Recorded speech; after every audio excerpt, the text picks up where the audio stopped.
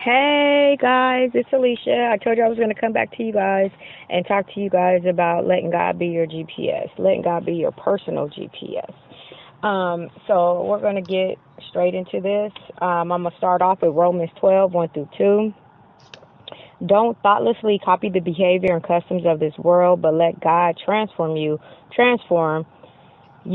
by changing the way you think. Then you'll be able to know God's will for you, which is good and pleasing and perfect. So, GPS, let's start with that. And my wording for GPS today is going to be guidance, His provision, and His supervision. So, for a GPS to do any good, you have to be on the move. You have to be going somewhere. After all, why would I want to know my position if all I'm doing is sitting still? A starting point is to be programmed into the GPS system, or it just sits there and it has little use. All of the information that you can get from a GPS and all the directions that are stored in there is to help you along this journey. But what good does it do if the journey hasn't begun? So, what difference does it make if I have to make a left or right hand turn if I'm not moving? It's just like saying, who cares what airline flies to Miami if I'm looking to take a boat or a ship and sail up out of San Diego? So what this is saying is you need to open your heart and your world to God, who is the ultimate GPS. Because we are constantly talking to ourselves. And not only that, no one talks to you more than you talk to you. And I know you probably sitting up there saying, this lady is nuts. I don't talk to myself. Guess what? Look at you. You just talk to yourself. In fact, every moment of the day, whether you're aware of it or not, you're talking to yourself. You're constantly whispering things to yourself, speaking to yourself, and you're like driving and edging in yourself in certain directions by, what you're saying to yourself. So now it's time to let God talk to you and let Him guide you and let Him supervise you and things of that nature. So let God interrupt your conversation with yourself and let Him be your GPS. Let Him navigate you, forward through your hourly, daily, second, however often you need to make decisions. Let God, help you with that.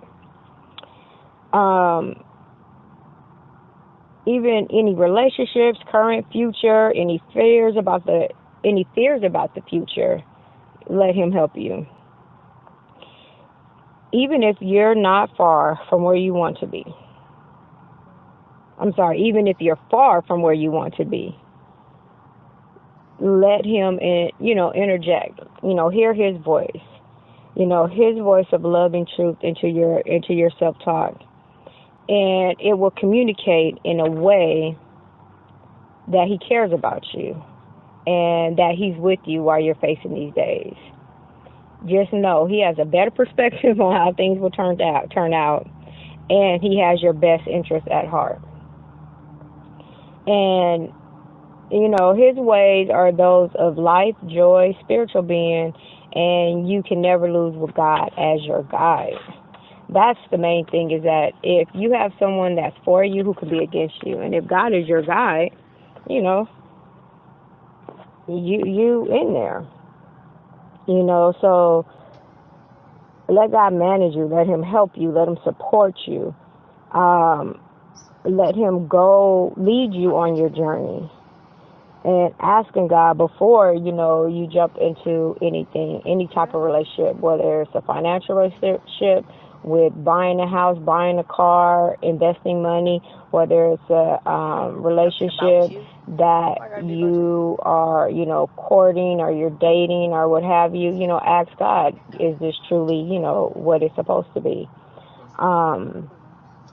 Make sure it is God sent. Make sure it's not demonic. Make sure you're not dealing with an Ishmael. You know, you may have to start studying the Bible more. You may have to, listen to it on tape. But make sure you have an understanding of God's word and God's will before you jump head first into something that may not be what you think it is, and it turns out to be something totally different. Because I'm quite sure we've all had that. I've had that many a times. Like, oh yeah, this is it, and then come to find out it's not.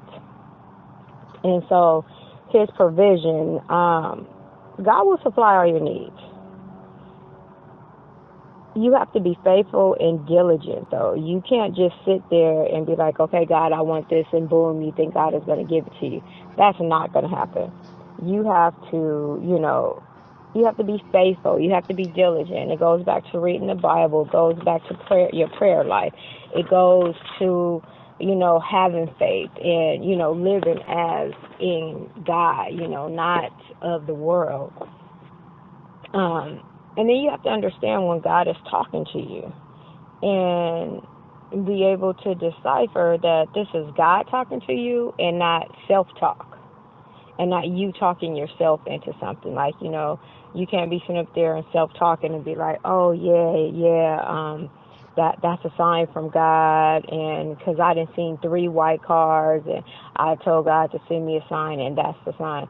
How many times do you go out into a parking lot and you see 3 white cars parked to each other? Or you see, something that you may think is symbolic, but is totally just there. So make sure you know without a shadow of a doubt, and you have, confirmation that this is what God is, is providing. It is a provision of God. You have to make sure, the way it's presented to you is of a godly nature. Not again, of a demonic nature. Make sure it is godly. Make sure that, when God is providing for you, or when this provision is set in front of you, that you can check it and be like, okay, so is this of God, and why do you think it's of God? Is this from God, and why do you think it's from God? And on the flip side, this is not of God, okay? But why do you think this is not of God? And just fact check it and see if things add up with each other, and then you're able to feel in your heart and feel in your soul that this is something to move forward for.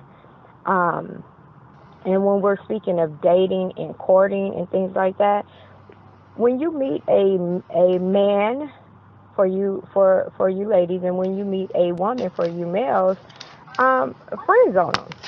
I know friend zone is like not the thing to be thinking of, or not the thing for people to be saying nowadays. But when you're thinking in a way of a godly way, friend zone that girl, friend zone that dude. And once you friend zone him, that means you're trying to make sure, or you're trying to confirm that this may be the one.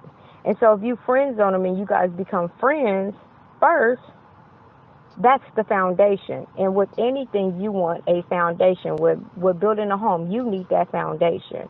With building a building, you need that foundation. With building a relationship, you need that foundation. If you don't have that foundation, then nothing is going to be able to withstand. So friend zoning someone is totally okay when your ultimate goal is God's perfect will and God's perfect mate. So friend zoning them, going on when you're dating or when you're hanging out with them, group date. There's absolutely nothing wrong with group dating. Invite your friends. Have him or her invite their friends. Let's just go hey, I'm going out to happy hour with a couple of my friends. You want to come? Hey, me and some of our friends we're going out to dinner. You want to come?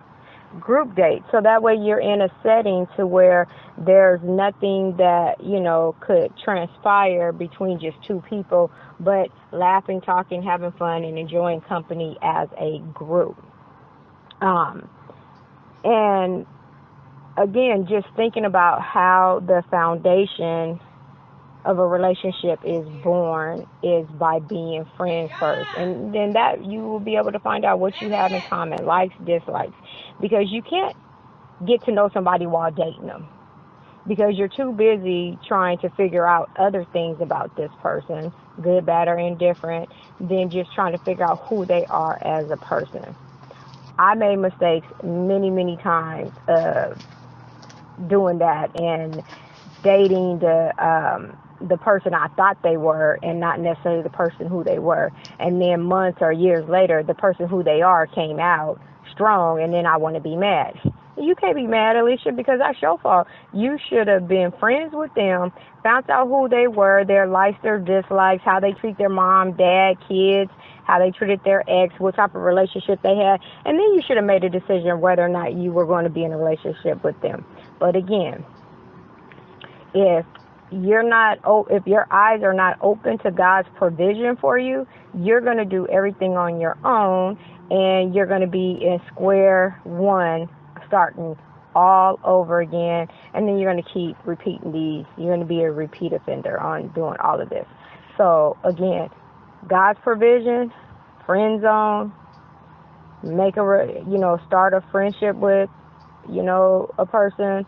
Make sure God is in there. God talk all the time, and make sure that, that as you're going along, that this is a provision of God, not of what you want as a person. And then the last part of my GPS that I wanted to discuss is supervision. Let God tell you what your next step is.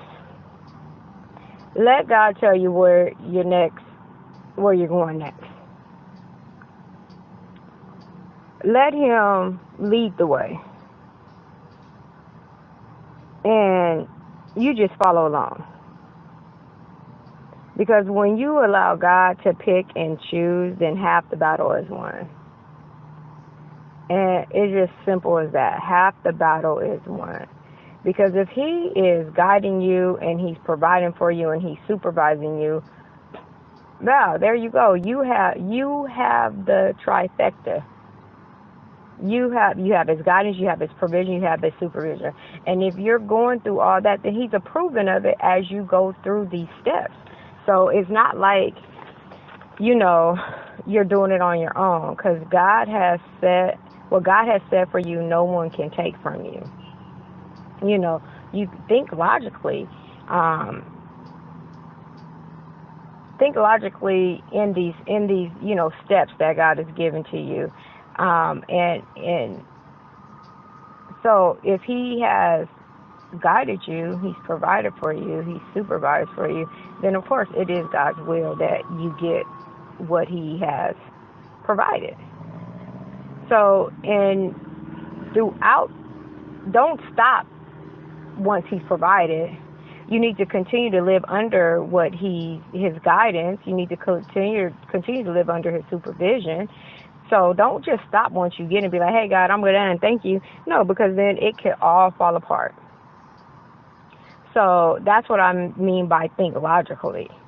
And then also, you need to continue to praise Him, to thank Him, and to ask questions, and to, reassure yourself with God that this is what I should be doing in order to keep this going.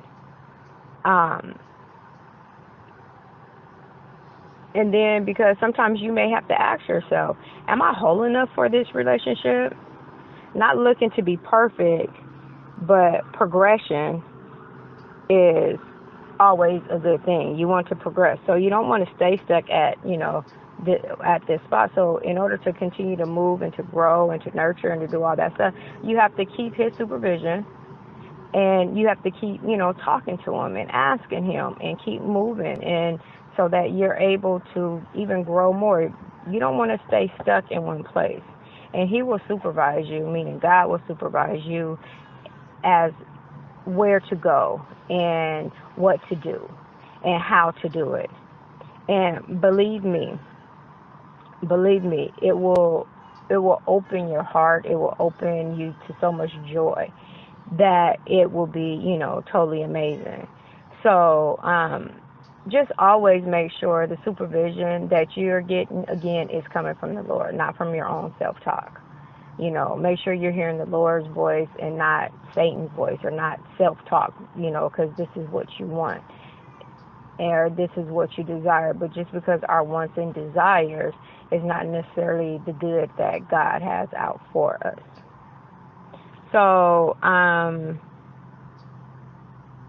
in closing, I said I was going to try to share a story about, God being your GPS. And so, in closing, I met this guy a while back, or some time ago.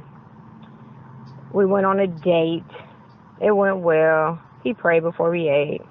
We had a good time.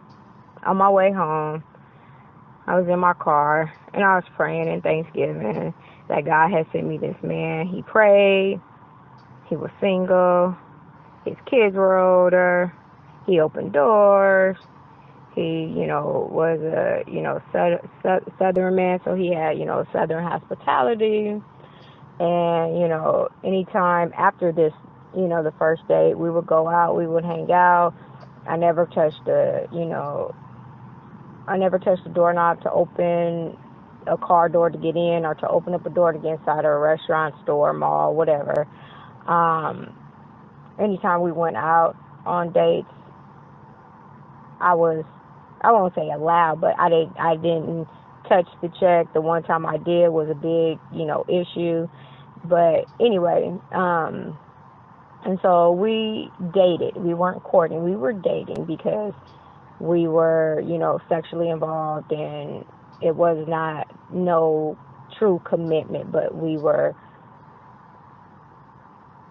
I don't know if you somewhat committed by the sexual act, but not committed by heart or by God.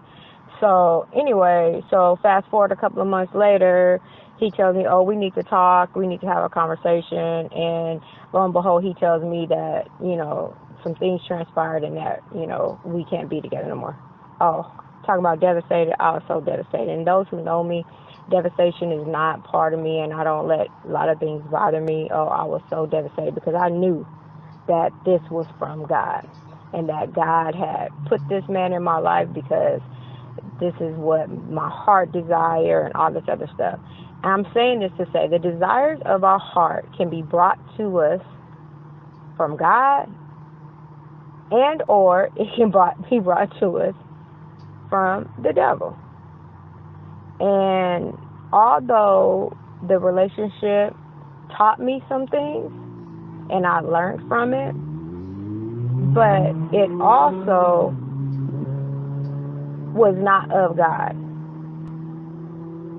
If I had to pray this man, him in particular, into my life, for him to do all these things and pray for it, it just wasn't right.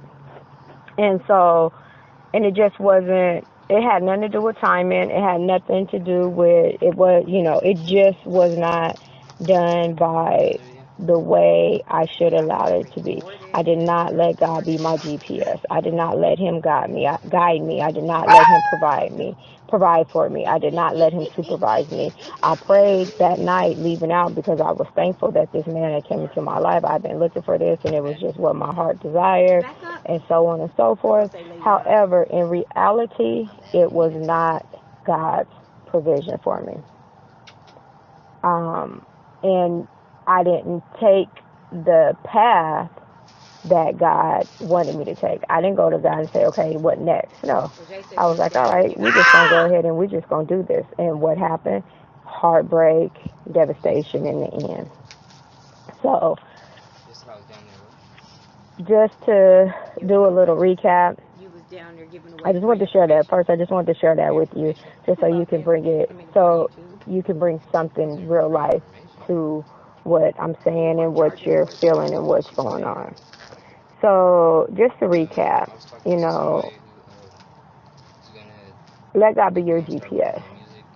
Make sure you have somewhere to go or something to do so that He can guide you through it, and talk to Him all the way through it.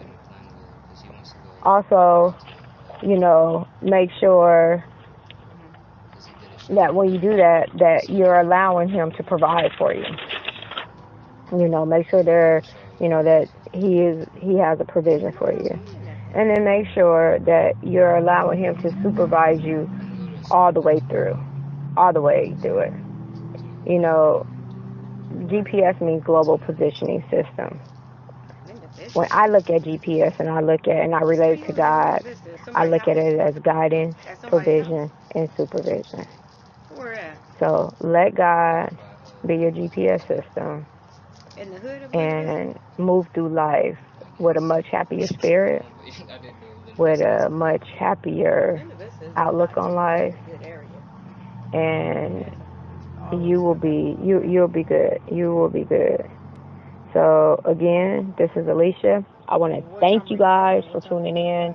I want you guys to stick around. I want you guys to subscribe. I want you guys to put your, what you feel down below, how I did, what you think I can, change to do better. I'm new to this. This is, my very first YouTube page. And so I'm new to this. So I just want you guys to, help me along. I'm asking God for help, and I'm asking y'all for help. Now, God is my first source. My fans and family and friends are my second source. So I'm just asking for you guys to say, hey, do this or change this, or you sound monotone, or sound a little bit happier, or you're doing great. I liked it. Can you talk more about, whatever else you want me to talk about?